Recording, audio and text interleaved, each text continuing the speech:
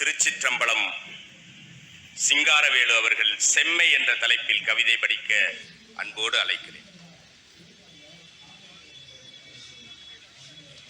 அடுத்த கவிஞர் அன்பிற்குரிய பா. வெங்கடேசன் அவர்கள் பேதமை.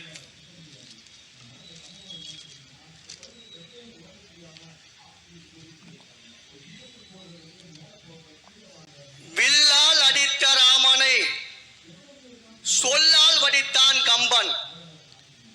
செம்மொழிக்கு அவனும் தாய்ப்பால், செதுக்கியது அவனை முப்பால். ஐயோ தீ என அலறாமல் அமைதி தவழ்ந்தது அயோத்தி.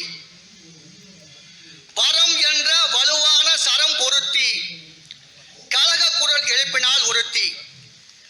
வந்தது அதனால் தீது, காரணம் கைகேகி என்ற மாது.